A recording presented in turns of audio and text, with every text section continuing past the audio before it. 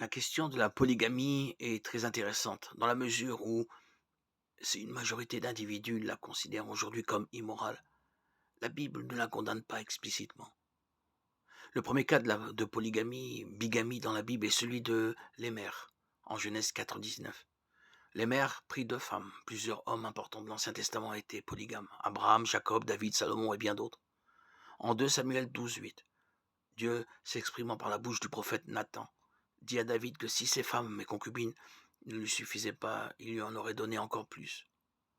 D'après 1 Roi 11,3, nous voyons que Salomon avait 700 femmes et 300 concubines. Que faut-il déduire de tous ces cas de polygamie dans l'Ancien Testament? Il y a trois questions à se poser. Pourquoi Dieu a-t-il autorisé la polygamie dans l'Ancien Testament? Comment la voit-il aujourd'hui? Et pourquoi ce changement d'attitude?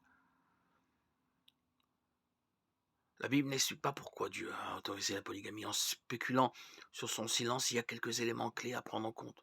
D'abord, il y a toujours eu plus de femmes que d'hommes. Les statistiques montrent qu'aujourd'hui, environ 50% de la population mondiale est composée de femmes contre 49,5 d'hommes.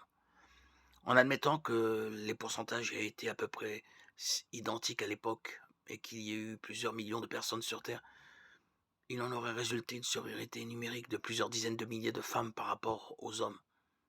Ensuite, les guerres antiques étaient particulièrement violentes, avec un taux de mortalité extrêmement élevé, ce qui aurait encore aggravé la proportion de femmes par rapport aux hommes.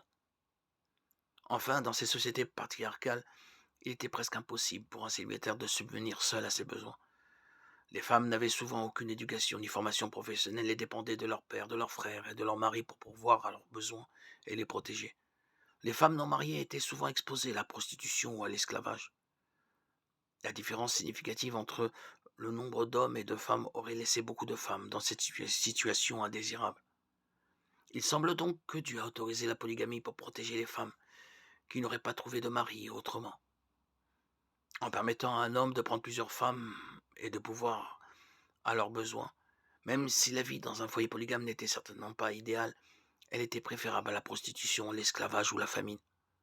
Outre le fait de protéger et de pourvoir aux besoins des femmes, la polygamie accélérait la croissance de l'humanité, accomplissant ainsi le commandement de Dieu. Reproduisez-vous et devenez nombreux, pullulez et multipliez-vous sur la terre. Genèse 9,7.